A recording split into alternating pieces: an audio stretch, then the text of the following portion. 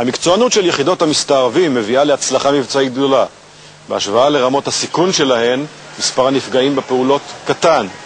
הן מצליחות לרוב ללכוד את המבוקשים בחיים, כדי שאפשר יהיה להוציא מהם מידע.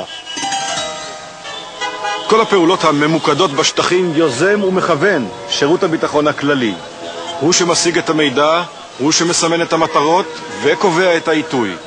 בשיטת הסיכול הממוקד שהתפתחה בשטחים, שב"כ הוא השופט, לוחמי העילית הם מבצעי גזר הדין.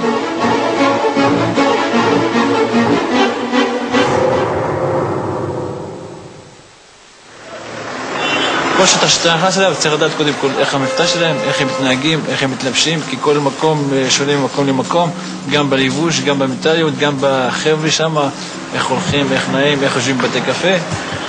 אז כל העבודה שאנחנו נכנסים אליה, יודעים איפה אנחנו עובדים, אז אנחנו מתאים את עצמנו לפי המקום והשטח שאנחנו עובדים. סכין מנתחים זה להכניס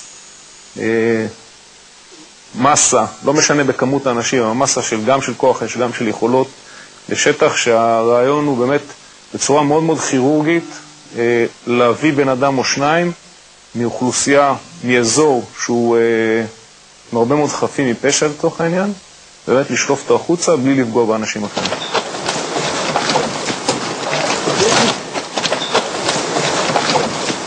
זה דורש יכולות מאוד מאוד מסוימות, גם האנשים שלה, גם הממלך שלה והאימונים. תמיד אנחנו מדברים על בן אדם אחד.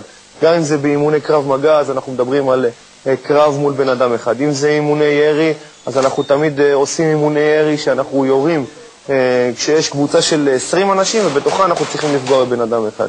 היחידה עובדת בדפוסי פעולה של בערך כמעט כל יום יש מבצע. אתה מקבל בבוקר חומר מודיעיני, בצהריים אתה מאשר תוכניות על החומר מודיעיני, מה אתה הולך לעשות, בערב אתה מתרגל, ובבוקר למחרת אתה שוב פעם יוצא למבצע.